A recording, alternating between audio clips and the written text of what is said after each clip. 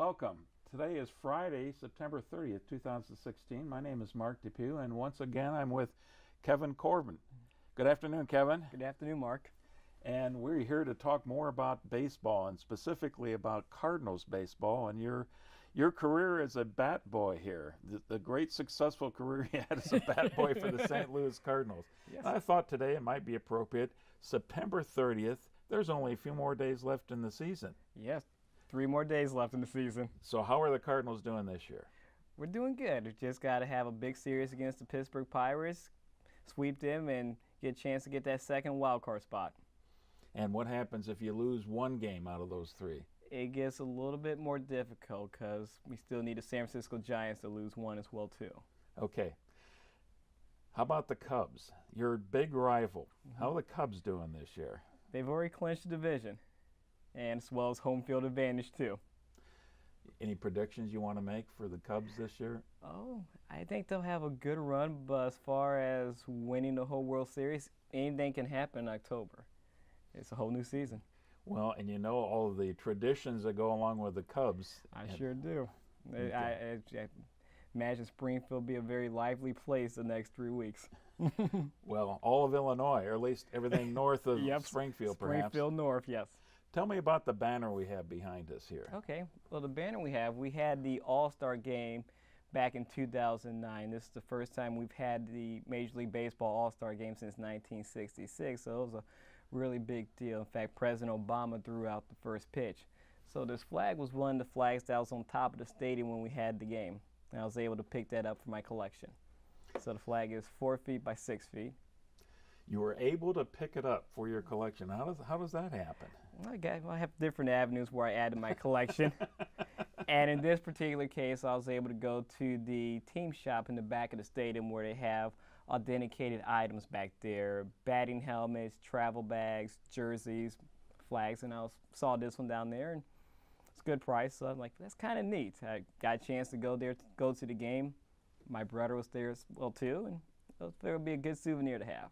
So you did have to pay for it. I did have to pay for it. Well, can I ask you how much you paid for it? Yes, you sure can. I paid $180 for it. Holy cow. It's a real flag. And I mean, it's not too often you get a chance to see the birds and the bat with the arch in the background. You think if you took it on eBay now, you can get more than that? I think there's a good chance, yes. Okay. You know what? On second up, let's wait till 2017 season. Fans will probably be just a little bit more enthusiastic. We talked a lot last time. You took us through a great discussion about what it was that Bat Boys did. And for people like myself, it's all a mystery. It's amazing how much work you had to do and all the different tasks that you had to do. And you told me after we got done last time, one of those little quirks that I would have never imagined, that the players even expected you to unwrap their bubble gum so it was ready? Yes, that was one of the tasks we had. So with down the dugout, we had trays that had bubble gum as well as sunflower seeds. So we had to set up each tray. I'll start with the sunflower seeds. So we had to, all the sunflower seeds came in these gigantic boxes about this big.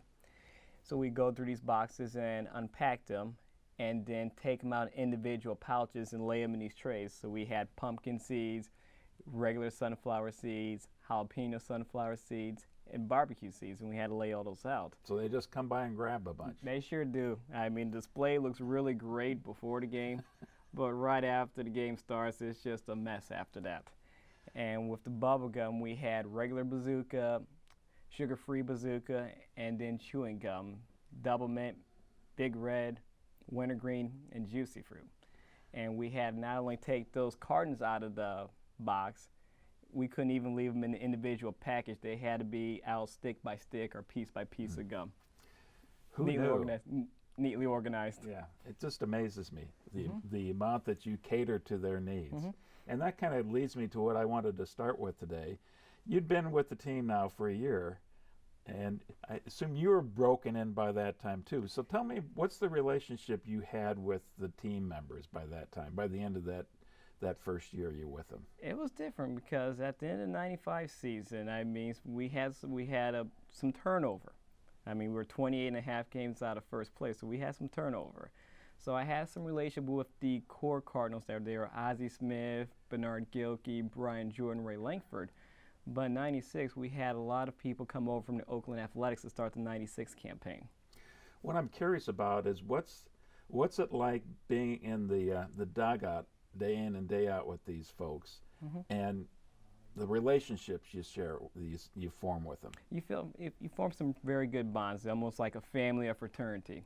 I mean, at this point, it's no longer Mr. Smith or Mr. Jordan. We're on first name basis now, and we just talk about it. And they would ask me how school was going, how my family was doing. We talk sports. I would ask them how their family was doing. So, good family ties at this point. Kevin, there's an awful lot of testosterone in that dugout. And there's a lot of big egos in there as well. You got any stories from that first year or two and working with some of the players? I think the first year, as far as players, I mean, any stories that stick out? That team, we were just struggling that year. I mean, we started really, I would say the one story that comes to mind is Tom Hankey was our closer that year. And so with him, I was his catch partner. So I really enjoyed the friendship, going out there and playing catch with him, helping him get ready for the game. I'm trying to think of anything else as far as particulars that year. Brian Jordan knew I played high school football, and he was nice enough to give me a pair of wide receiver gloves from the NFL. So that was really neat, getting a chance to have those gloves on when I played high school football. And I remember we would visit from time to time about just different techniques. I was pretty small, as we talked about. I was 5'5", 110 pounds soaking wet. But we played the same position. Of course, he played in the NFL. I played in high school. But he gave me some just different tips and techniques on how to play that position. We both played safety. So that was really neat. And I remember one time we were messing around in the locker room, and someone threw me a shower towel to see if I could catch it. I caught it, then Brian Jordan tackled me in the locker room. Now, I know that somewhere along the line you earned yourself a nickname. When did that happen? That happened my third day. I'm sure you like to tell them what that dubious nickname is. Yeah, go ahead and tell us that story. And I think we got a picture here to illustrate it, too. Yes, Urkel. Yes, that's the nickname I earned down there. And gee, I don't see a resemblance at all there. I don't either. I think I look more like Stefan at this point, but that's up to debate. And the story on that one was my third day there. Pittsburgh Pirates were in town, and I was running an errand from the Cardinal locker room over to the Pirates locker room. And the visiting equipment manager, Jerry Rich, saw me walk in, immediately takes the TV remote, flips it from ESPN to Family Matters, then ESPN to Family Matters on the second TV, and now we're seeing the Urkel show, or Family Matters. The whole Pittsburgh Pirates team looked at the TV, looked at me, looked back up, then looked at me, and deemed me Urkel. And that nickname has stuck ever since. So all through my years down there, they called me Urkel. Even today, they still call me Urkel, whether I'm dressed like this or dressed in a business suit. They still call me Urkel. And the players called me that. Even the umpires called me Urkel. I remember one game in particular that was on Fox Sports. The umpire turned around and was like, "Urkel, I need 4 baseballs." So I run the baseballs out. The sound dish was behind me, and some of my friends back at St. Louis University heard that. When I got back to the dorm that night, it's like, "Hey, did you know Jaleel White was at the game? He asked Urkel was there." I'm like, "No, he wasn't. The umpire was talking to me." Well, that's the kind of thing you want to live down maybe sometimes. You try to, but it's one of those to where it's stuck. If you have the umpires calling you Urkel, it's just deemed to be stuck. And I remember that '96 season, even the equipment manager thought about putting Urkel on the back of my jersey instead of Kevin. Well, I would think, though, to a certain extent, that means that they've accepted you. Yes. And so after a while, you kind of okay with it and you feel good about it? Oh, yeah, I am fine with Urkel. Still today, people call me Urkel, and even some of my friends who still work down there, they call me Kevin. I tell them, "Look, you've called me Urkel for 10 years just because I have a shirt and tie on. I'm used to responding to Urkel from you, not Kevin." So I am totally cool being called Urkel. So you don't fight it anymore? No. Were there any... Now, again, this is a place where there's a lot of egos involved, because these people are an elite class of athletes like the rest of us can't even begin to comprehend. Any of them that were especially tough to work with? And maybe if you want to leave the names out, you can, but talk about some stories that back that up. Okay, yeah, I'll definitely leave the names out, but I do remember I had to run an errand one time for one of our players. Wanted Chinese food in downtown St. Louis. There is not a Chinese food place anywhere downtown St. Louis. The only one I could think of when that request was made was the Mandarin House at the old Union Station. So I got in my car, drove down there. One thing about the Mandarin House is they don't do takeouts. So I went there, introduced myself, and told them my affiliation with the Cardinals.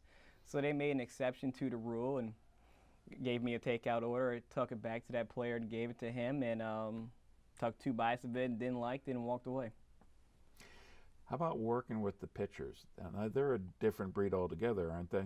Yes, they are. You have to know just which pitcher's starting. I think that's the key. Relief pitchers are the same every day because they're ready to be called every day. But with a starting pitcher, it depends on the personality. So I know when Todd Stoudemire, you mentioned the 96 season, he was just so intense. I really kept my words just very limited to him and just always baseball related to him. Do you need this for the game? You know, I have this ready for things like that. But you have somebody like Matt Morris who plays ping pong before the game just to stay loose. No, ping pong table. We had a ping pong table down in the locker room. Just to have something to keep his mind off of getting ready for the game then. Yeah, that was his thing, but also the players, would play ping pong. So it's not unusual if you walk into a Major League Baseball locker room or clubhouse, you may see a ping pong table or a pool table, something like that. The guys like to compete all the time. Did the pitchers sometimes kind of segregate themselves away from the rest of the team to focus and just zoom in on the game? Yeah, again, it depends on the personality, so that was very often. So, I remember Stoudemire in particular, he would just stay to himself and then just get ready for the game, just get in the zone for the game.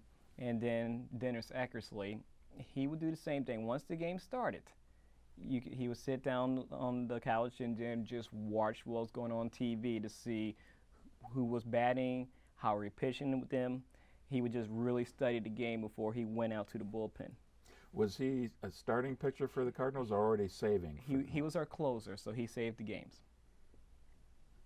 For the starting pitchers, would they, after an inning, they'd come back and everybody leave them alone? Once the game starts, the only communication really with the pitcher is primarily the catcher, maybe the manager and the pitching coach. Especially if it's a no-hitter, you really don't talk to him on a no-hitter. Okay. Yeah. See, this stuff fascinates me. Just working with the personalities as you had, and we're going to get into LaRussa here in a little bit. But okay. The way that the managers had to deal with these players as well. Before we get to going through each one of the seasons, starting with 96, as you know, I've already talked about 95. I'd like to kind of go through a typical season pretty briefly here. Okay. And let's start with spring training. Okay. Were you involved at all in spring training? Yes, I was. Okay, so spring training for us starts in February because one of our responsibilities was to get the trucks ready to go down to Jupiter, Florida. So every time the Cardinals go down to Jupiter, Florida, we're looking at 2 50-foot trailers. We have the baseball equipment there, the baseball bats, the baseballs, the tennis shoes. We have all that, but you also have to take deodorant, razors, shampoo, Campbell's soup as well too, because you're taking pretty much the whole locker room and moving it down to Jupiter, Florida for a month. So we're responsible for packing up that trailers to go down there. Now, after you. Now, this is in the midst of the school year, so I would assume you're not down there the whole time. As soon as school was over, I had to hop in the car, drive down the highway, and be down at the ballpark to help out with that. Who was doing that before you guys got down there? The clubhouse attendants and the equipment manager. Oh, they were happy to see you get down there. They were thrilled to see me to get down there, and they used to tease me about that all the time. How about, we talked so much about what you did in the regular season, I don't think we need to go through that too much. But I am curious about how it's different during the regular season, being a bat boy, when you're doing well, when the team's doing well, versus that when the team is doing poorly. Okay. And do you mind if I dovetail back into your first question too? Yeah. Spring training. I did go to spring training as well too. So especially in my college years, I went to spring training. So when I had my spring break, instead of going out with my fraternity brothers to Mexico, I went down to work down at Jupiter Ballpark. And that was a lot of fun. Days were longer. Start at 7 o'clock in the morning, get done about 9 o'clock at night because you have double the players. And then also you have several fields. The fans on TV normally see Roger Dean Stadium. There's about maybe 3-4 different practice fields there as well too. And it's not unusual to have an A squad game and a B squad game. So there's a lot of activity in spring training. Well, all your other buddies are going down someplace during spring break to party. Yeah. This is a very inappropriate question, but I'm going to ask it anyway. Okay. What was the drinking age down there in Florida? Drinking age was 21. 21? 21. Okay. Mm-hmm. A bit of a problem then. Okay.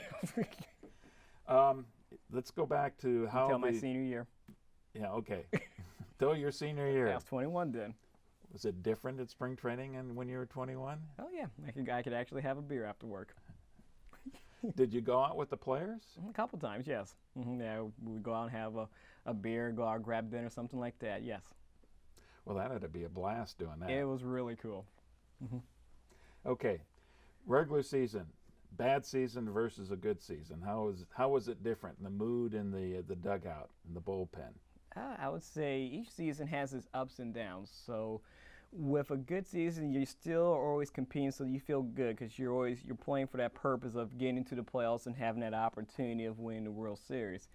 If it's one of those years to where it's losing streak or things aren't clicking, it just makes for a long season. People get a little bit impatient, get frustrated as well too. I mean, the manager, the coaches, the players. I mean, even the staff. It's just a lot of long hours, and it just gets tough. I mean, the mood's so much different. When you win a ball game, the music's playing, you're laughing, you're joking, you're having a good time. When you lose a ball game, there is no music. It's just very quiet. Reporters come in and answer questions, and we get done with our work as quickly as possible. Now, there was a few years you were there that just like this year, the team was in the playoff hunt. Yes. So what happens once you get to the playoffs? What's the mood like? Oh, the mood, you have that one night where you celebrate it and you enjoy it. So with the locker room celebration, the champagne comes in, the beer comes in, and you just have a great time just celebrating all that hard work. And then after that, you get to clean it up. They didn't tell me that part. So they all leave and leave you with the mess, huh? Yes, there are several times that maybe 1 or 2 o'clock in the morning, you're wet vacuuming the locker room area, you're taking down the plastic film. You would put plastic film on the locker rooms or on the lockers. That way the champagne doesn't hit the jersey or the player's personal belongings.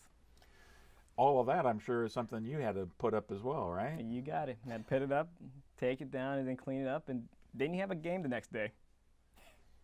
Again, it makes for a long night. It makes for a very long night.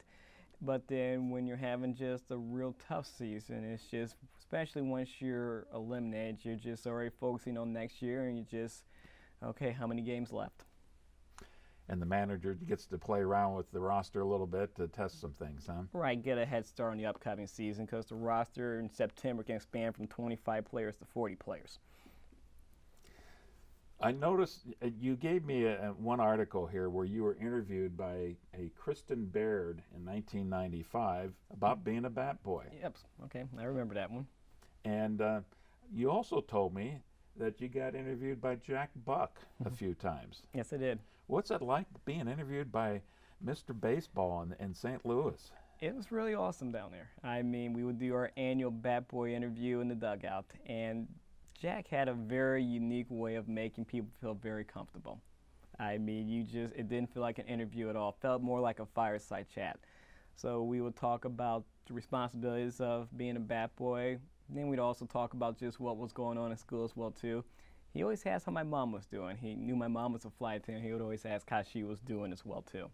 But just very laid-back interviews, kind of like the one we're doing right now. Strictly radio? Yeah, KMOX. Did your mom listen to these? No, she didn't. My mom was just flying away. She missed this opportunity. Well, my mom had to raise two boys by herself, so she was just making sure that we were doing the right things to be successful and to be happy. Well, I would imagine she was so proud. having somebody like Jack Buck interview her son. That was pretty neat, I would think. I think so, but you may have to call her up for an interview and see for yourself. Okay. I think you already told me the answer to this, but did you ever have an all-star game in St. Louis while you were there? No, we didn't. Did you ever travel to an all-star game while you were there? No, I didn't. Afterward, I did, but while I was working, no. Okay. Tell me about the atmosphere on an all-star game. When they did this in 2009 at the game, what was that like? It's different. I mean, there's just so many activities going on, so it's truly for baseball enthusiasts, because the All-Star game is normally on a Tuesday night, but there's so many other things going on to lead up to the game. So on Sunday, you have the Futures game where you take the best prospects from each team and they play each other in a game. Then you have the celebrity softball game as well, too, where they get celebrities from music, movies, and they play against Hall of Famers from Major League Baseball. Then you have Fan Fest, which runs the whole time through. You go in this big baseball convention where you can see clinics, maybe Cal Ripken Jr. is doing a clinic, play video games. You can get autographed baseballs, buy autographed cards as well too, Q&A sessions. And then you have the Home Run Derby on Monday night, which is a blast. I was going to say, that's the big fan pleaser, isn't it? It's the Home Run Derby, yes. Just something about seeing these guys hit the baseball and see how far it can go. I remember the one in Kansas City. It was everybody wanted to see how many baseballs fell into the waterfall at Kauffman Stadium. Well, we're going to talk a lot about home run hitting here in a couple minutes. Okay. But let's turn our attention to the 1996 season. Okay. You're still in high school, aren't you? Yes. Okay. And was that your spring of your season or your senior year then? Yep, you got it. Okay. You're at a point in your life where you have to make some important decisions. So how did you end up making the decision about where you wanted to go to school and what you wanted to major in? Okay, well, when I wanted to major, and I always knew I wanted to be in business. I just always had a fascination with people working together in meetings, so I always knew I wanted to be in business. As far as the school, it was actually my social studies teacher, Mrs. Smith, that helped me make the decision, because I was accepted at Indiana University, Mizzou, University of Washington, Seattle, Butler University, as well as Grambling. And so I was looking to have that big-time college experience. And I remember she called me in after class one day to visit with me, and she explained to me, Kevin, you could go to one of these big schools and have an awesome college experience, but you can go to St. Louis University, get a quality education, and continue to work for the Cardinals. And so I thought about it a little bit, and I'm glad I listened to her and went to St. Louis University. So that's how I picked St. Louis University. Oh, that's a top-tier university as well. Mm-hmm. No, it was a great education, not too big, not too small, about 15,000 people. So, no, I'm glad I went there. When you made that decision, again, you're in high school at this time, did you think that maybe something in sports would be in your future as well? Mm-hmm. Sports, the business side of sports? Well, once I got going at St. Louis University, yeah, I got a chance to learn more about how a baseball organization functions. Like, you know what, that'd be the best of both worlds, doing something in sports management. Once you started school in the fall, of course, now you're in the height of the baseball season. Was it easier or harder to juggle the books and the academics with the sports? It was extremely difficult. It was harder. It was hard because, I mean, in '96, we were getting ready to go into the playoffs, and I'm still adjusting to the pace of college life. In fact, my first class was a 400 level class, and I'm a freshman.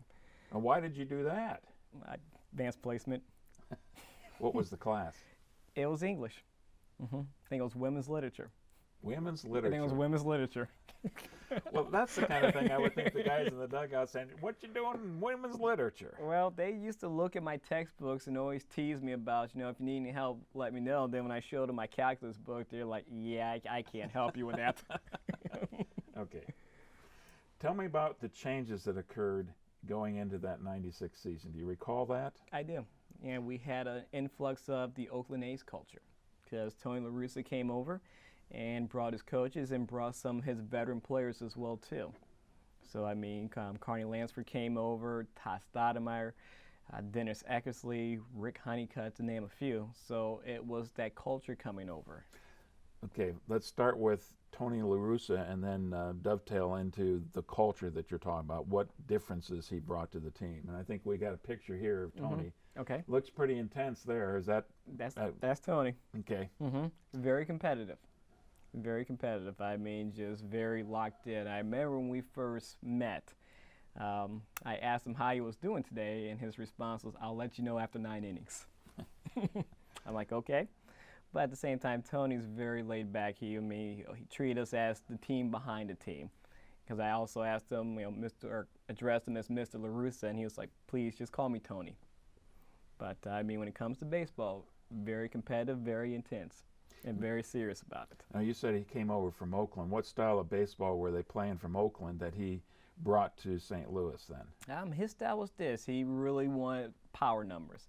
He has a very nice blend of getting people on base and driving them in with power numbers. So when they got here, I mean, it was just a different way of playing baseball.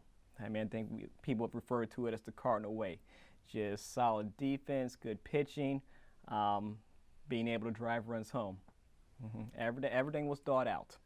I mean, even when he did the batting practice, remember we were watching batting practice, then we went to the ball game, that's even detailed out.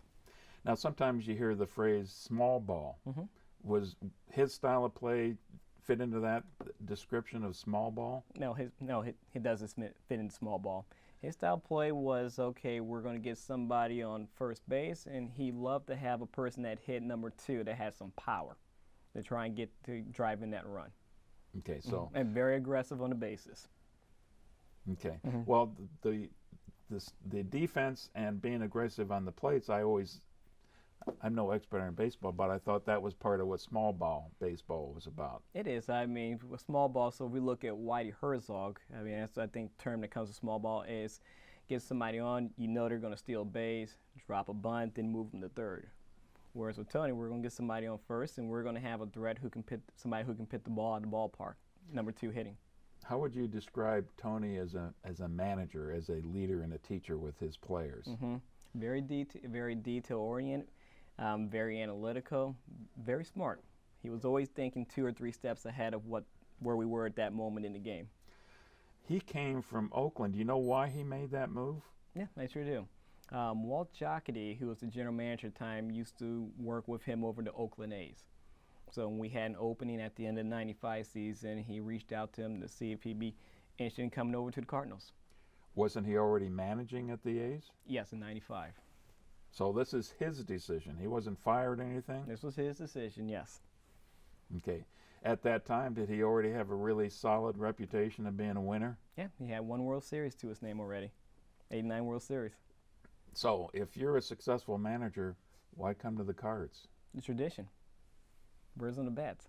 I mean, we've got, at that time, we had 9 World Series titles. You have a lot of legends that played: Bob Gibson, Ozzie Smith, Lou Brock, Red Shandy, Stan Musial, and just it's a great baseball town.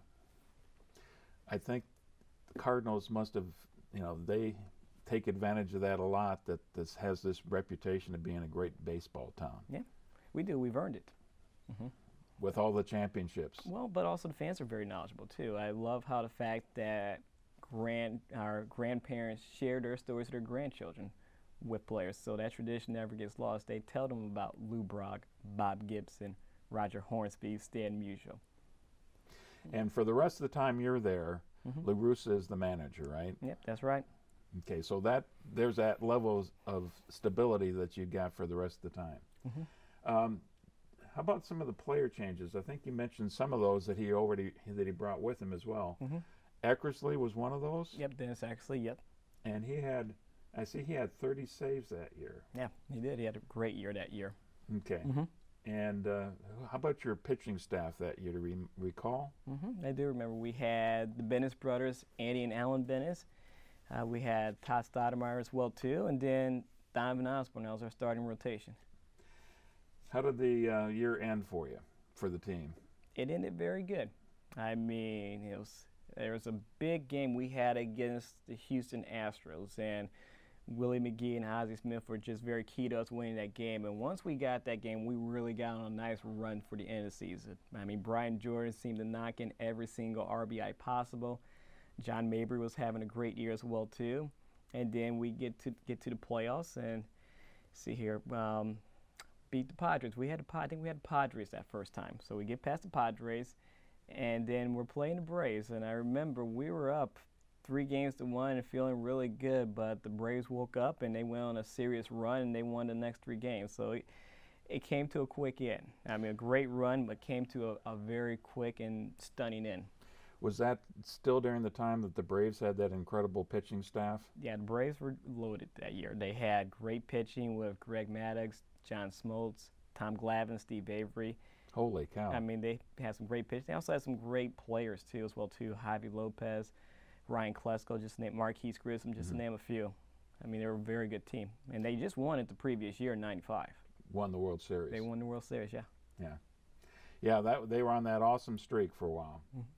Okay, Willie McGhee, he wasn't on the team. He came back to the team that year? He came back to the team in '96, yes. Well, that illustrates another thing. These players wanted to come back to where things worked for them, I assume. Well, you're looking for a couple things when you bring a player back. You're looking for someone who can contribute on the field, obviously, but also you're looking for somebody who can, a stand-up guy who can add to the chemistry of the locker room as well, too, and Willie could do that.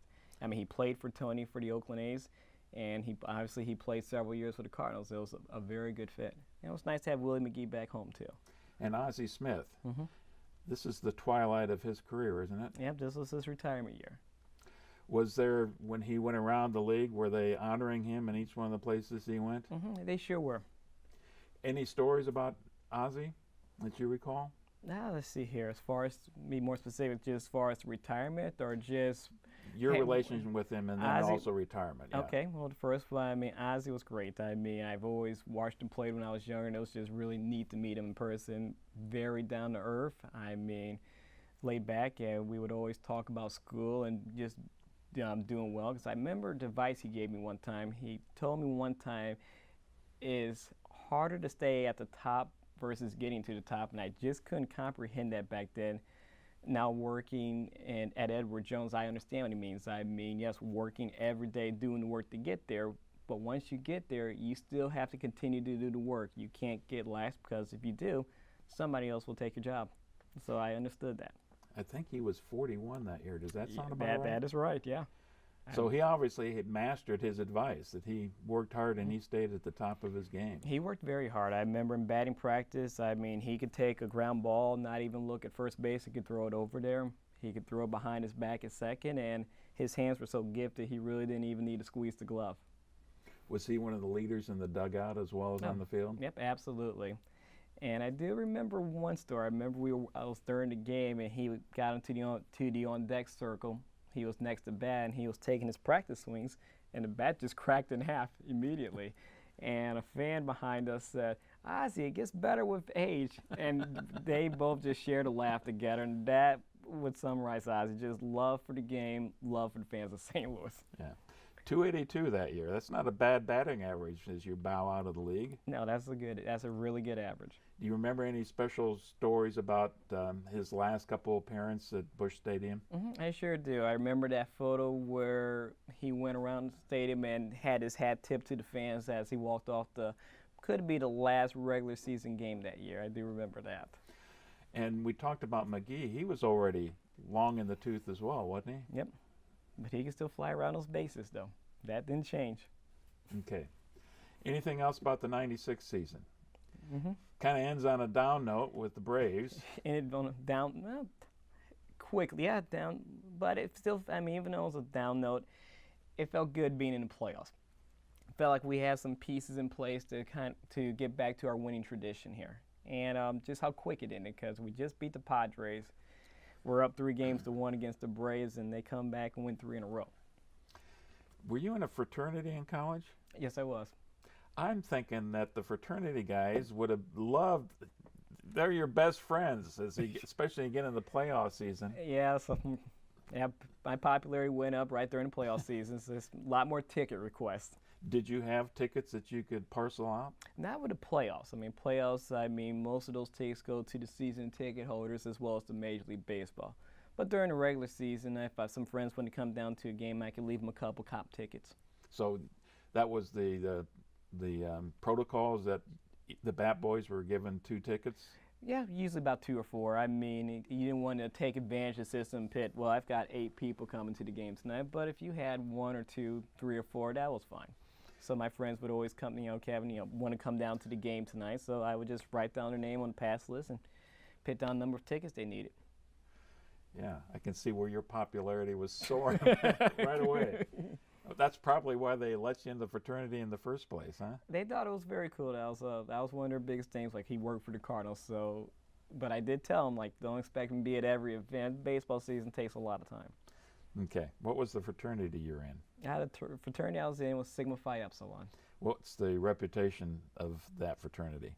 Just a good group of guys. I mean, we didn't have any hazing or anything like that. We ran a balanced man program. So once a person was in, they were on equal standard, equal level with anybody else.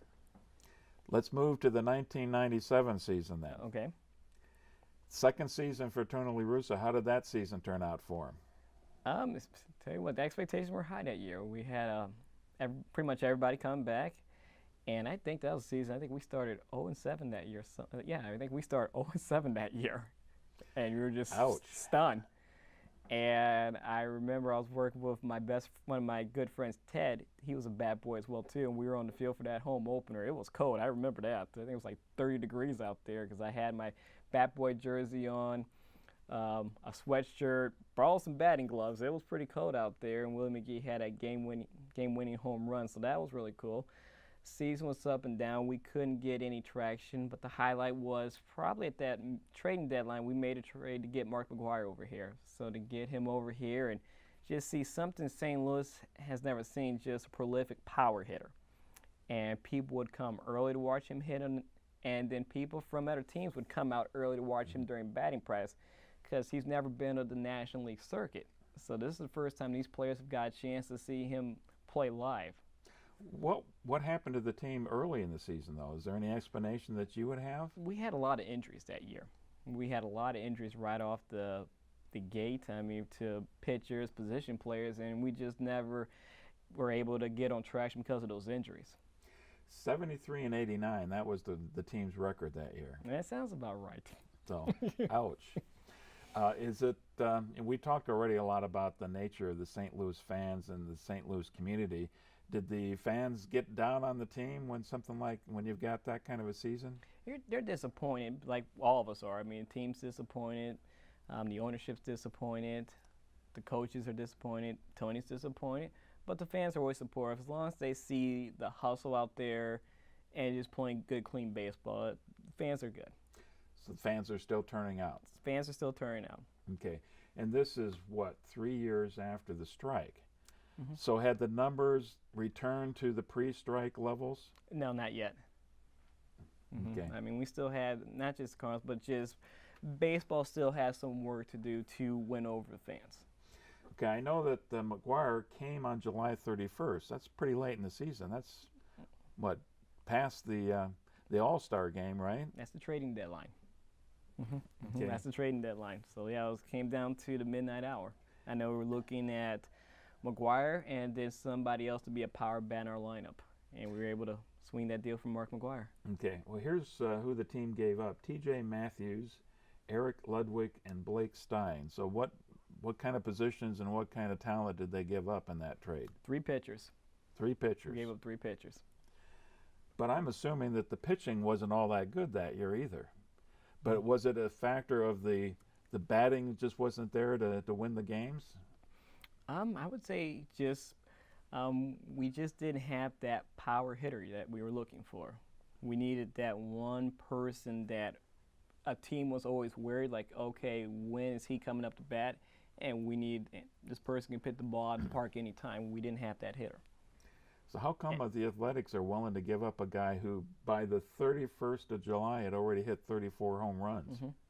Well, the Oakland A's, they have to keep, with any baseball team, it's a business, so they look at just salaries and budgets, things of that nature.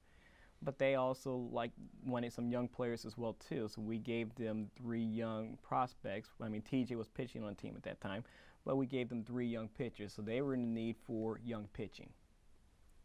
Did it turn out okay for the Athletics? I don't know. You'll have to ask them. I didn't have the global scope of baseball back then like I do now. Yeah. Okay. As it turns out, by the end of the season, McGwire had 58 home runs. So he's flirting with the record by that time. Yeah. So that's got to mean that the fans are really salivating over the prospects for once you get to 1998. Would that be true? Yeah, absolutely. I mean, it was exciting just to see it, not just the number of home runs, but the type of home runs. I mean, we're seeing baseballs go over 400 plus feet. Okay, now, as we talk about this, and before we even get into the 98 season, and that's the season that everybody remembers, I got to ask you, you have access to the locker room, right? Yes. During the games, before and after the games, you guys are in there working all the time. And I suspect there was already some rumors floating around about what was going on with the players and how come guys like Canseco and McGwire are bulked up like they are. Did you have any suspicions personally at the time about drug use? None at all. Did you ever see anabolic steroids in lockers or anything like that? No. Okay. Were you even looking for that kind of stuff? Nope, not at all. Okay, so this is the age of innocence for you. Would that be fair to say? No, I did my job. I mean, my job was just to take care of the equipment for the team and get them ready, get the dugout ready for the game. Were you hearing any stories at all about that? No, not at all. Okay. Well, the highlights that year, you guys finished 4th in the Central Division. Okay. I guess that's not a highlight at all, is it? No. About 6 teams, no. But I also read here and doing some research, this is the time that the interleague play started? Yeah, 97 was the first year of interleague. How many games did you play interleague that year? Do you recall? That was first year. I think we probably played about 6 at home and 6 away. So the grand total of 12. What did you and the players think about that? Let me start with the players. What did the players think about interleague play? It was mixed reviews. Some liked it being traditional, where it was National League, American League, and some thought it was a neat change for the game. It gives you a chance to play against other peers you normally wouldn't get a chance to play against. What did they do about the designated hitter rule? It depends on what ballpark you're at. So if you're in St. Louis, you go by National League rules. So there is no DH. The pitcher bats. But if you play an American League ballpark, you get a chance to have a DH, and that rule still holds true today. Okay. I've got a picture here also of Busch Stadium during a game, and I just wanted to take the opportunity, since we're in a down year in 1997, talk about Busch Stadium as a place to have the games. Oh, it was a great place. I mean, definitely a pitcher's park with the dimensions. It was 402 to straightaway center, 375 down the power alleys, and then 330. So it was definitely a pitcher's park. Got very hot during the summer months. One thing about that design, it holds the heat in very well. So my first year there, I worked the game that was about 125 degrees on there. That's how well it holds the heat down there. Oh. So it gets very humid. There's very little circulation down there because it's the old cookie cutter shaped stadium where it's round and actually goes into the ground. Was that one of the reasons that after you left, the team decided to build a new stadium? Do you know the rationale for building a new stadium? Well, I think it was time. I mean, there's only so many improvements you can make to the stadium, and after a while, you can't add all those amenities. So if you want to have a concourse out there for kids to do something, we didn't have that luxury since it was a circle. If you wanted maybe some video games, we didn't have that luxury of adding it. And also, St. Louis just needed something more of a crown jewel in downtown St. Louis, and what a better way to go with a brand new ballpark. And yet, the classic baseball rivalry is, well, some would say the Red Sox and the Yankees, but anybody in the National League knows it's Cubs versus Cards, and you're playing a team that's been in Wrigley Field forever. Yeah, there's just something special about Wrigley. I mean, it's been around a long time, and just something about that ivy. I mean, they just recently made some modern updates to it. They have a Jumbotron out there, new clubhouse for the Cubs, but they'll always have Wrigley. So as a fan of baseball, you would hate to see Wrigley go? Oh, absolutely. It's just such it's an iconic ballpark. Okay. Time to move to 1998. Okay. That was a memorable year, wasn't it? Oh, it's a great year for baseball.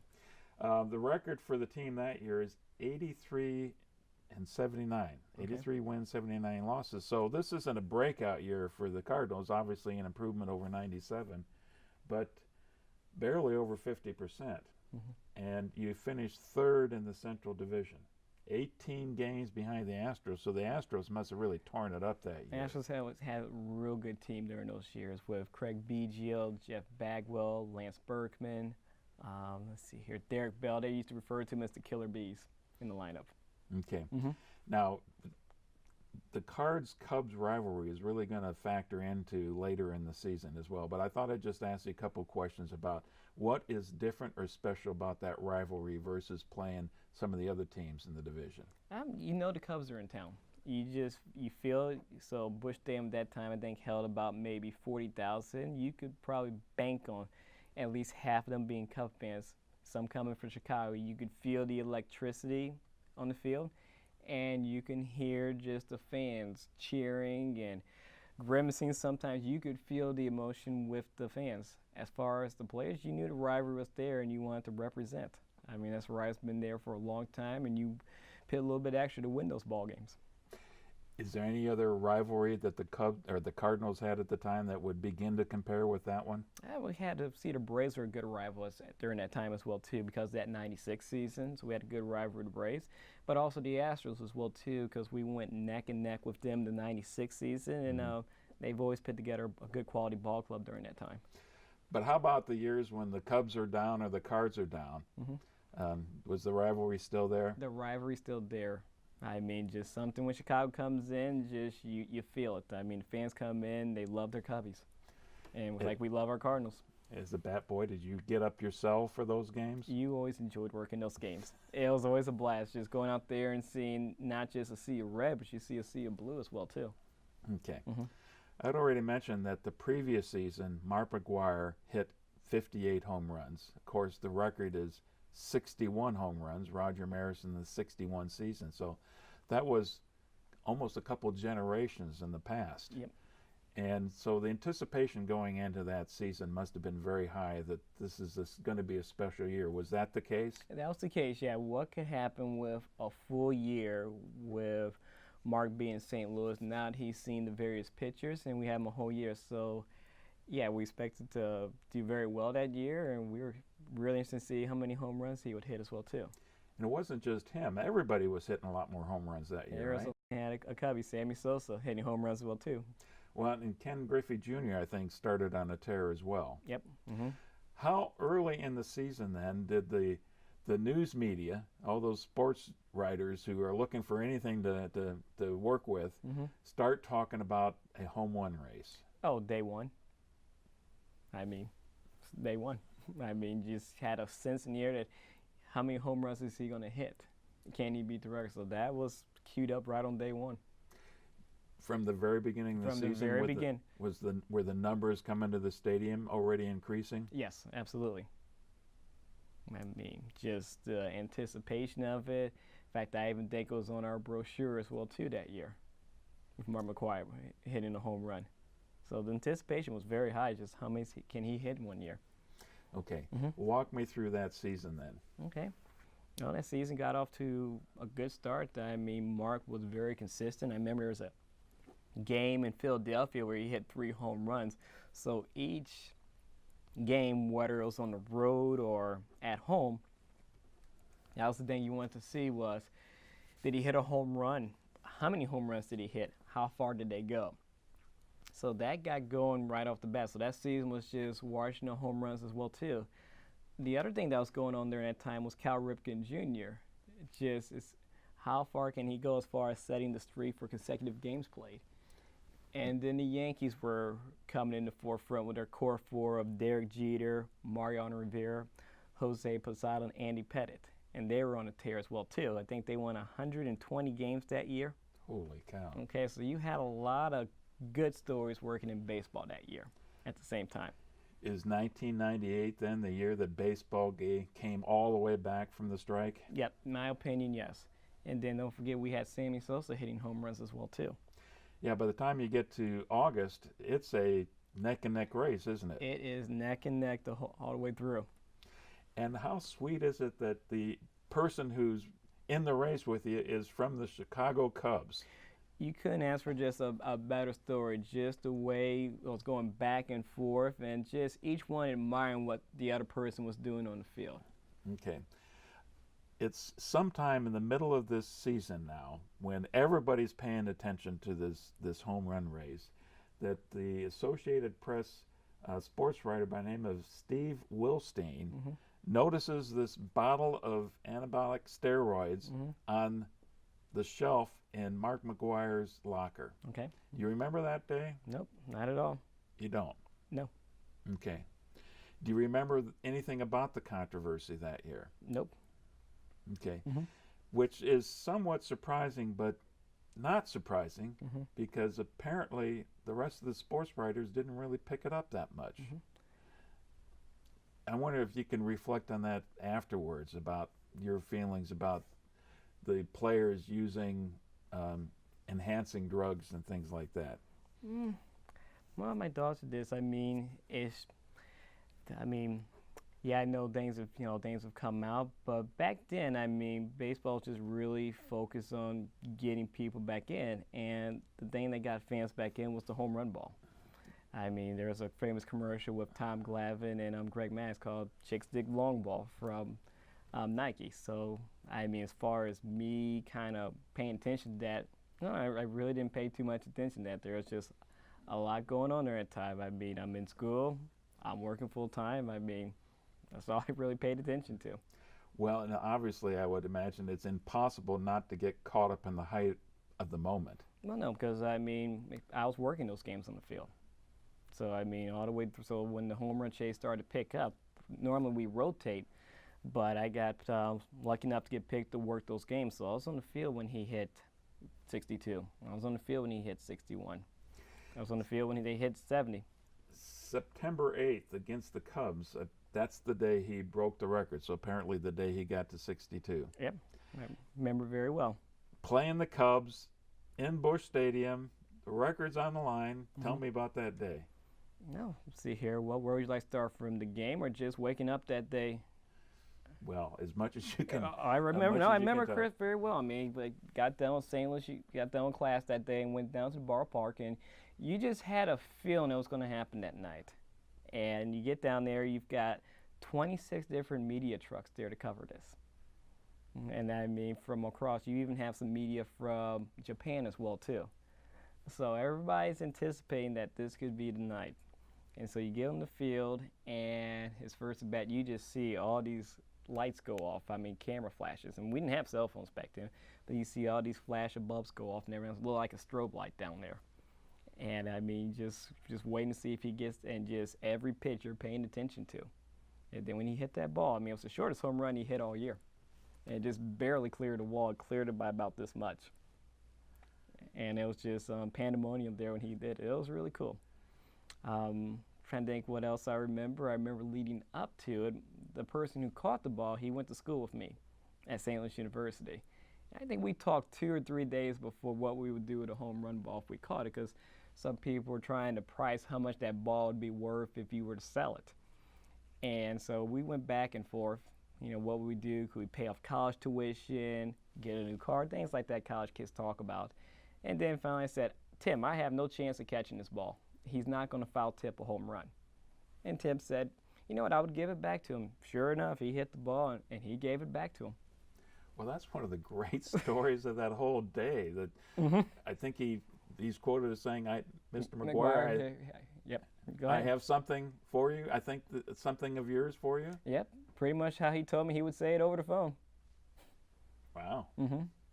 Did that, and then I remember we had specially marked baseballs for that occasion as well too. So usually we were talking earlier how we had the baseballs down here. Well, when both McGwire and Sosa came with the bat, Major League Baseball had 2 people that sat right behind me, and they were responsible for these specially marked baseballs. That way they can properly identify which one.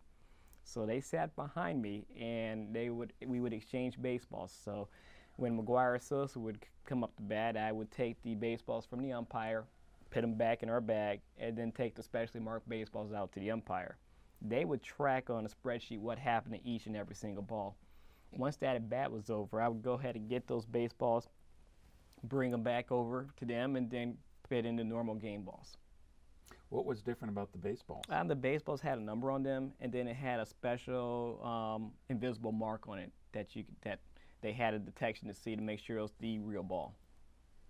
So when your friend shows up with the ball, they can verify that is in fact the ball. They can verify by the number that's stamped on it, but also by the invisible markings they had, which only they knew about. This happens in the middle of the game. Does the dugout clear out? Dugout clears out. How about for the Cubs? The Cubs, I think, came out and clapped as well, too. I know I was trying to find it back as I went out there to get it. I had it for a brief moment, and I think the mass of players hit me and I dropped it. So if you see somebody crawling around home plate, that's probably me trying to find a bat among all the players, because I knew I needed to get the bat and immediately get it back into the dugout. And they had 2 representatives from Major League Baseball for me to give them that bat. So that bat destined for the Hall of Fame as well as the ball? Yep, that was destined for Cooperstown. Now here's one of the traditions of baseball, and you don't see it a lot, but the player coming out of the dugout and waving to the fans. Now that was really not even necessary for this one, was it? I think it was for the home run, for the night he hit it. Yeah. I think it was. I mean, but he was mild right from the beginning, wasn't he? He was, but I like the fact that Mark still waved to the fans and everything else. I mean, you get a chance to celebrate with the players. That's a baseball player's way of celebrating with the fans. I mean, even when Cal Ripken finally took a day off, he took a lap around Camden Yards and shook people's hands. I think that's really cool. Yeah, that is pretty neat. Wasn't one of the poignant moments of that day when McGwire hugged his son as well? Yep, it sure was. In fact, that was the big cover page on St. Louis Post-Dispatch. Was his son in the dugout? His son sat right next to me. We both sat on the field. I mean, so if the Bat Boys, we weren't in the dugout, we sat behind home plate on 2 stools. And I heard that Roger Maris's kids were even there. Yep, they were there as well, too. Celebrating the event. Yep, celebrating the event, and the ironic thing was, I think it was, trying to think what ball number it was that went over there. I can't remember the special number on the ball, but it was kind of neat because I know the ball that tied Babe Ruth's record was actually stamped number 3. So it was really neat. But the one we've been talking about here is the night he broke the record? Yeah. Okay. I can't remember the number on that ball. And September 8th, there's still close to a month of baseball to be played. We still have plenty of baseball to play. And do you remember how the season ended for both Sosa and McGwire in terms of the numbers? Yep, I sure do. McGwire ended with 70, and then Sosa ended up with 66. So both of them obliterated that record. Yeah. Okay. And how long did that record stand?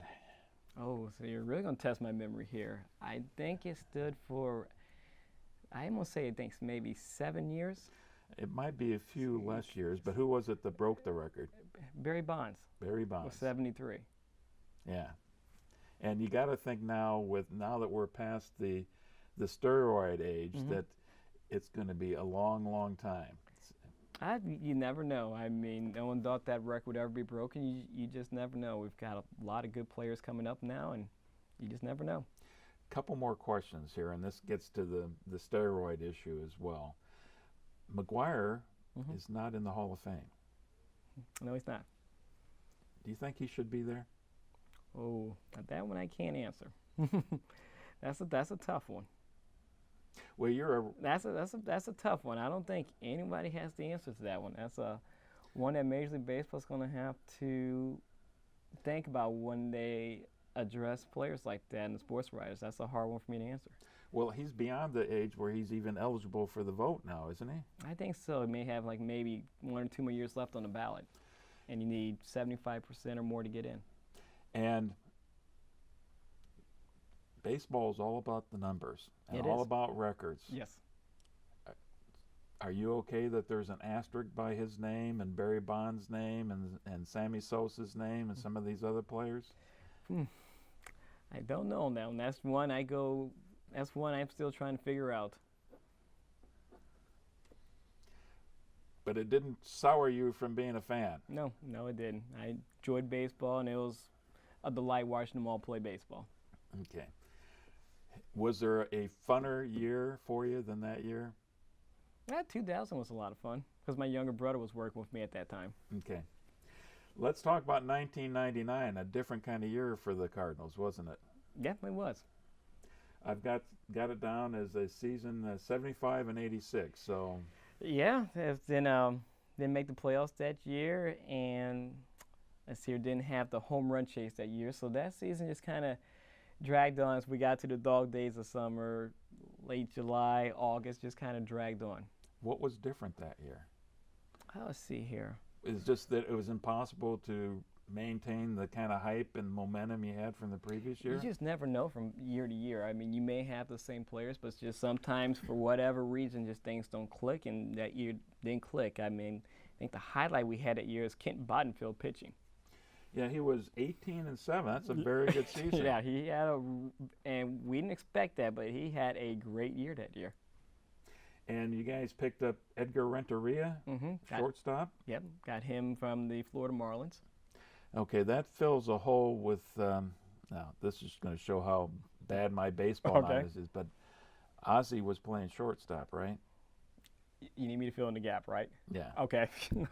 We had Royce Clay in between Ozzie Smith and Edgar Renteria. Okay. Okay. Yeah, so we were still looking for another shortstop to take the mantle, and that's when we made the trade for Renteria. And Ray Langford hit 307 that year. That's not shabby at all. No, not at all. Okay. Any other highlights that you remember that year? No, we had some good kids come up. Let's see here, Adam Kennedy at second base as well too. I think Matt Moore's had a really good year and seemed like, here's a future ace for us as well too. So we had some younger players starting to establish themselves that next generation of Cardinals. What does a guy like LaRussa do in a down year like that? Is he working more with the players that year? Is he different in terms of his management style? No, he's not different. I think with him, it's just, okay, if we have down year, we're still going to compete. I mean, there's not a day we're going to take off. People spend their hard-earned money, come watch us play. So we're going to compete.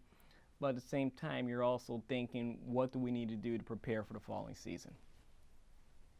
Okay. Anything special you remember? Did he, towards the end of the season, start to experiment more with the lineup and get some younger players some more opportunities?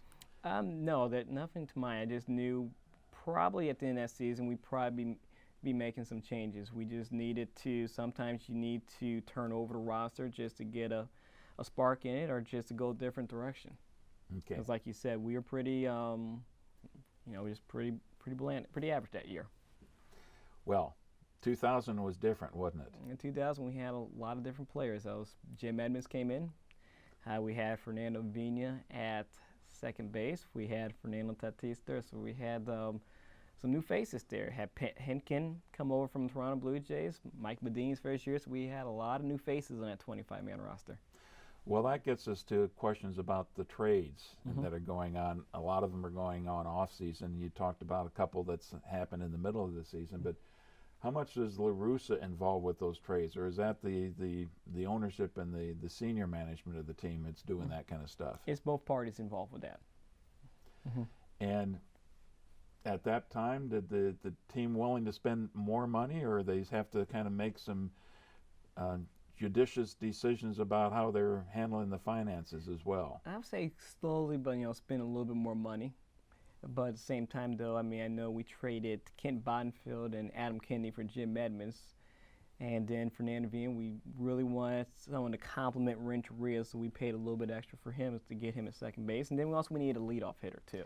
So you took a guy who was a really good pitcher, had a good year, and traded him for power hitting again. And then also a great outfielder, too. I mean, Jimmy Ballgame could just really cover center field. Well, and that was the year I know that you had two players that got a Golden Globe award, and they were both players that you traded for that year, right? Golden Glove. Golden Glove. What did I say? Golden Globe. Golden Globe. Boy, am I in the wrong business. Okay. Oh, thanks for catching me. Oh, you're welcome. Okay, so it was Jim Edmonds and Mike Matheny both got the Golden Glove? Yep, you got it. Okay. I mean, Jim Edmonds. I mean, we knew about his fielding from his days with the Anaheim Angels. Mike Medini was a surprise. I mean, was with Blue Jays and did a great job catching for us. I mean, really could just control the game and did a great job with the pitching staff. Okay. And it looked like that year the hitting improved as well. Is that a fair statement? We were really scoring a lot of runs. I mean, we had a great offense that year. I mean, with McGwire, Tatis, Fernando Vina getting on base. I mean, had Will Clark later on that year. We had a good offense. You had Eric Davis, Sean Dunston coming off the bench. Okay. And on the pitching side of things? Pitching was good. You had Darryl Kyle. You had Pat Hinkin as well, too. Got Darryl Kyle from the Colorado Rockies. Great curveball. Bring over Pat Hinkin from the Blue Jays, just a bulldog, would compete. Had Matt Morris just growing into his own as well, too. Had Andy Bennett as well, too. And then had the lefty phenom come up, Rick Ankiel. Rick Ankiel had 11-7, so he came up later in the season? No, he was there. He made the squad coming out of spring training. I mean, just a young left-hander, just electric stuff. Kyle had a 20-9 season. Yeah, yep. That's a pretty awesome season. It was really good. Okay. Was the improvement in the pitching in part because they had the bats behind them as well? I would say no. I mean, we really did a good job of picking up some good starting pitching. I mean, Darryl Kyle was really good with the Astros when he competed against us. Known for a very good curveball. When he was in Colorado, the ball doesn't break as much because the air's thin. So his numbers were a little off. We felt like we'd bring him back here in St. Louis. The air's not as thin. He can get his curveball back. And Dave Duncan was a great pitching coach, just a guru with working with pitchers and helping them rediscover themselves. Or maybe they hadn't made that next step, just taking that next step. So we bring over Darryl Kyle and got that curveball back, and he was off and running. Rick Ankiel was just throwing a nasty breaking ball as well, too. And Pat Hinkin was a bulldog. Kevin, by this time, after you've been a bat boy for 5 years, you're a student of the game. Yeah. You know the game inside and out then by that time. At that time, you get a good feel for it. I mean, at that point, I've probably seen about 200-300 ball games at that point. You get a good feel for it. Are the players sitting in the bullpen talking to you, or the dugout, are they talking to you about the nuances of the game? No, because we were just so far apart. I mean, even though the dugout may have been probably, I say maybe 50 feet away, so there really wasn't too much interaction during the game. And even when I went down the dugout to run an errand, we didn't say anything. We were always taught to be as quiet as can be, do our job as quiet as possible, and get out of the way. So how was it that you're mastering the intricacies of the game, just by watching it yourself, or talking to your buddies, or reading in the press clippings? Well, you sit behind home plate and you see just the game, how it's played, and you sit there and you observe it. So you see all the nuances about players, where they move, you see the statistics, and then when even the locker room area, I mean, Sports Center's on the whole time, and you hear Peter Gammons and everybody else talk baseball. So it's just, I would say, process of osmosis. You just hear baseball all the time, you live it, breathe it, you learn about it. Okay.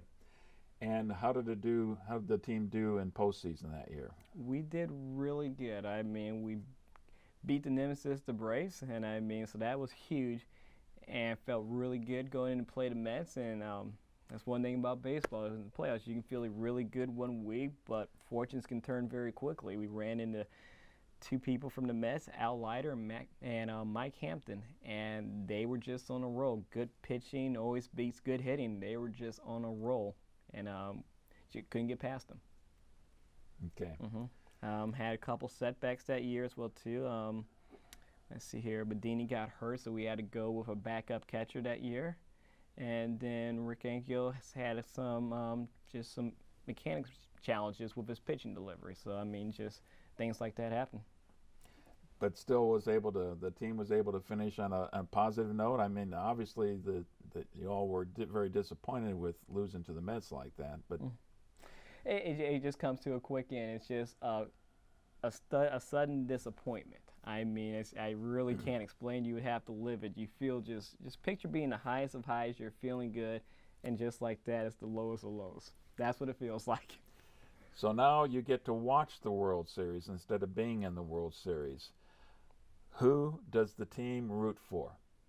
Well, I think at that point it's just you're still just trying to get over the fact that you're out of it. So even the World Series is being played, you're not really rooting for somebody. I remember my sister called me one time, and that year was between the Yankees and the Mets in the Subway Series, and she was like, "Kevin, isn't this really cool? That is the Subway Series between the Yankees and Mets." I'm like, "Tracy, I really just don't want to hear about this." Like, no, it's not cool.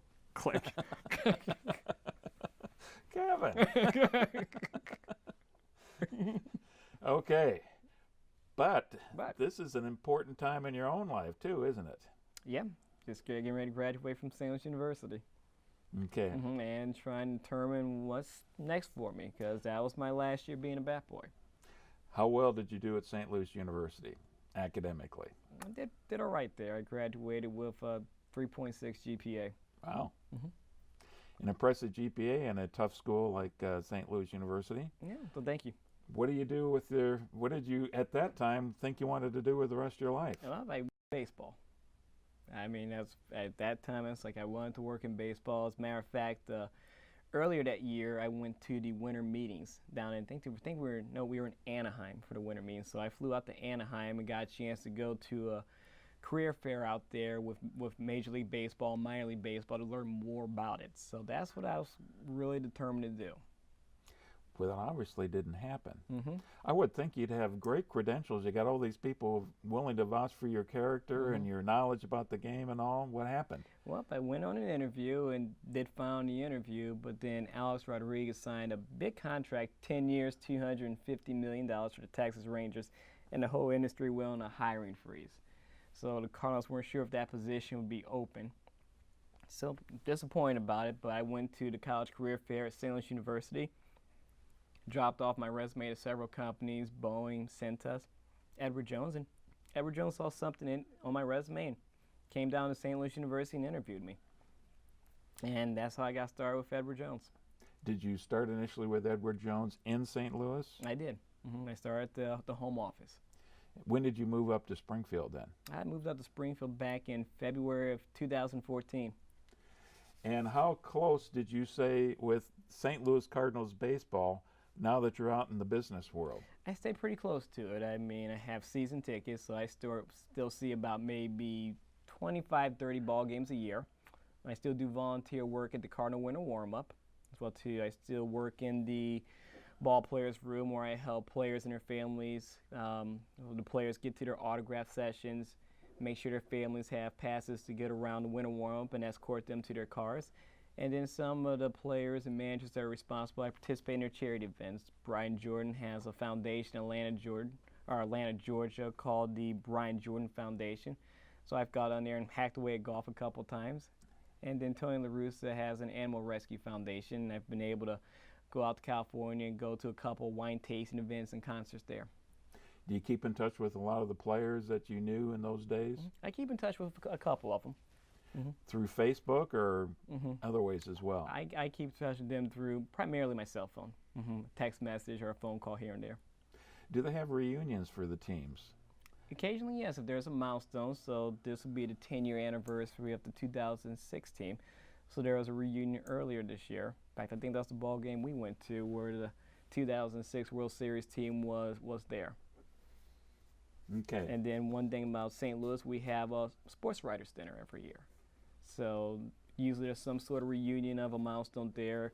A couple years ago, it's the 1964 Cardinals. This year, it's the 2006 Cardinals. There must be a couple anecdotes that you haven't had an opportunity to tell me yet. Do you recall any that come to mind? Any special memories of your years working with the Cardinals? I would say this, just spending time on the field with my mom. That was really cool. And my younger brother. I mean, because that would be the only time we probably ever worked together, and that was really neat. We got a picture of the three of you together.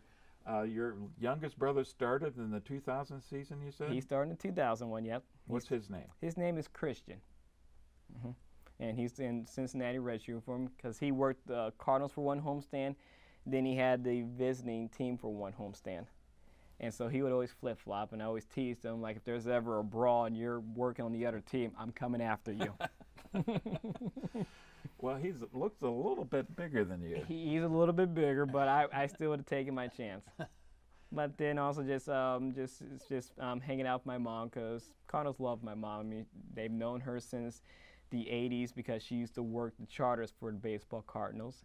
And I do remember some of the players wanted a good home-cooked meal one time, so they asked her if she could make some turkey legs, some cornbread, some collard greens, and bring them on down to the ballpark. So she made all those. It took up a whole shopping cart. They gave her the money to go out there and buy the food and the groceries, so she cooked it all and brought it on down there. And they always greeted her with a hug. I mean, and gave her a playoff ticket to come see us. She did get a playoff ticket to come see both her boys work a playoff game together. And they gave her a pretty sweet jacket that she loves to wear. And I know she's got a lot of pictures that you said, I make sure that I get these pictures back, because my mom will be on my case. She will be. Those are her pride and joy pictures. I mean, she really enjoyed just being able to go on the field and talk with Ozzie, Eric Davis, Jack Buck. In fact, Jack Buck even signed a sign for her. There's a sign that "Go crazy, folks, go crazy," and he went there and pulled it out of her arm and signed it. And I remember one time my mom ran to Mark McGwire, and he remembered her, and he gave her a stuffed gorilla one time that he got that had a little tint of red to it. What's your fondest memory of those years you were a bat boy? Fondest memory? Working with the guys, the team behind the team, as Tony would refer to, just working with the clubhouse staff down there, the equipment manager, and just all the long nights we spent together working together. And after it was done, the nights of ping pong till 2 o'clock in the morning. Or just going around the ballpark and just taking it all in, sitting in the dugout. I remember that. Spending time with my brother out there as well, too. And then just being around that environment. I mean, doesn't matter whether it was the 96 team or the 97 team, just that family bond and that family feel to it. It was fraternity feel to it. That's the thing I remember the most. And looking back on all these players you encountered, are there some that are right at the top in terms of your favorite players? Nope, didn't have a favorite one. It's like family. It's like if you have a favorite niece or favorite nephew, I mean, nope, it's good to see them all when I go down to that winter warm-up. Okay. Well, then I won't ask you who was on the bottom of the list. Had to like them, too, whether or not you appreciated them all the time or not, huh? Maybe not the Chinese food player we talked about earlier. Okay, we'll find out about that later. How about the most eccentric or interesting player that you encountered? Oh, that's a good question. Let's see here. Eccentric? I don't know. I think I probably would say this. You know what? I'll answer it this way. We never did talk about players I met outside the Cardinals. Okay. We never did talk about that one. Probably one of my neatest ones was getting a chance to meet Cal Ripken Jr. down in spring training. That was really neat. And he has a house down there, and we just got done playing the Orioles that day, and he was signing autographs, doing interviews, and he came in afterward and asked us, "You guys have a beer?" "Sure, Mr. Ripken, we've got a beer," and we brought him a can of Bud Light, and he was like, "No, boys," and he flipped us the keys to his truck. So we go out to this truck. There's this oblong cooler, so we hoist it up and bring it into the locker room, and has several beers in there. So now we're sitting in the locker room having a couple beers with Cal Ripken and just talking life. That was really, really neat. And after a while, I asked him, like, "Mr. Ripken, please just call me Cal."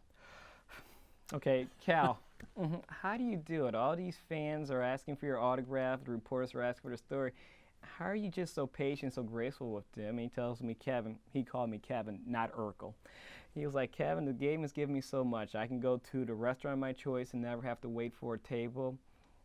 Usually the meal, they take good care of me. The least I can do is leave him an autographed baseball. That would be like a business card for me." So I thought that was really neat. He had a reputation even when he was approaching that record, that unbreakable record. He was approaching it, of just like you said, being incredibly patient and good with the fans, and how important that was that year to restore the game's reputation, huh? Yeah, absolutely. That was Tony Gwynn. He would always make it a point to send the visiting bat boy down to the Cardinals and say, "Hey, when Kevin gets a chance, tell him to come on down to see me." So I'm like, we're talking Mr. Padre here, Mr. 3,000 hits.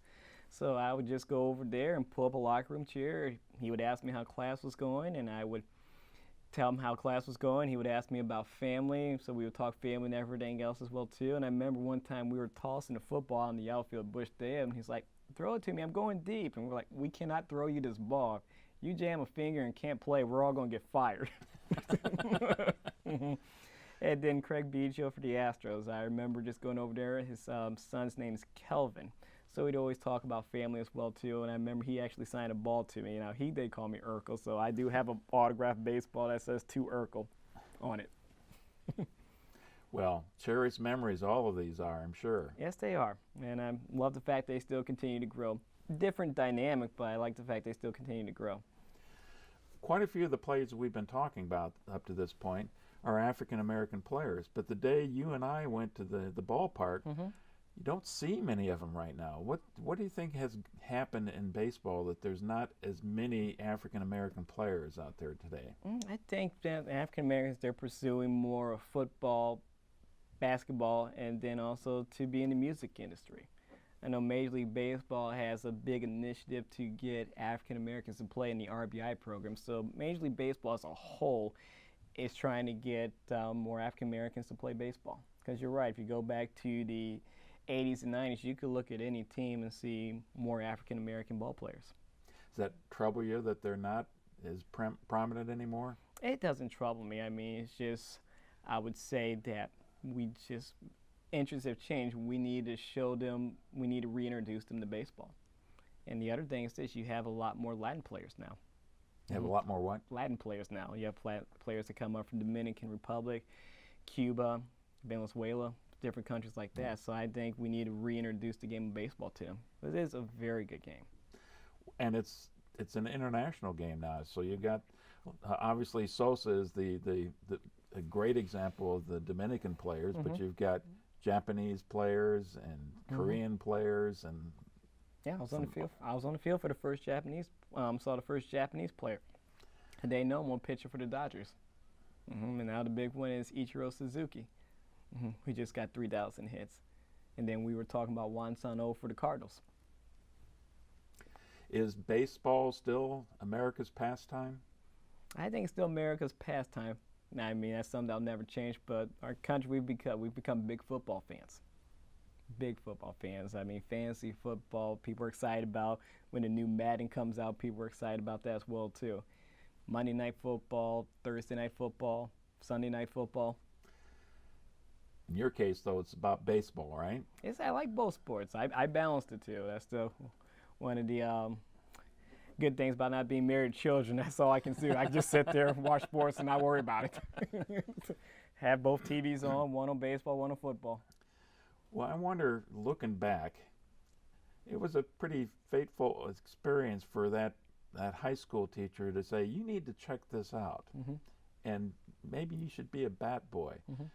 How has your life changed because you've had that experience? I'm still trying to comprehend it. I mean, just looking what we're doing now, I never in my wildest dreams did I think I'd be sitting here with somebody like you sharing my story.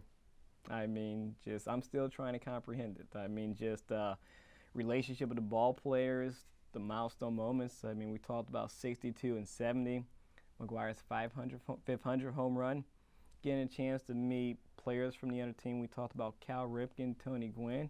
I mean, I've met Greg Maddox, John Smoltz as well, too. We talked about Todd Stoudemire, Tom Hankey. I mean, just a lot of great people in baseball. Getting a chance to do just very unique opportunities. My first business dinner ever was with the St. Louis Cardinals barbecue. So getting dressed for that. Traveling with the team, I never would have thought it would be this, and it's still growing today. Can you imagine your life without baseball being in it? No, not at all. I mean, I started when I was 15. I'm 38 now. And you go to the games. How many, 30, 40 games a year? I go about 25, 30 a year. What's it like sitting in the stands with other devoted baseball fans? It's a lot of fun. It's a lot of fun just talking, cheering the Cardinals on, or cheering the home teams. I do go to visiting ball clubs as well, and just talking baseball. I enjoy it. I mean, just something about that sound of the bat hitting the ball, the hot dogs and nacho smell in the air, that just doesn't change. Well, this has been a great experience for me to sit down and talk to somebody like you who gives us the inside baseball from a completely different perspective. So I have learned a lot through this, and really thank you for that opportunity.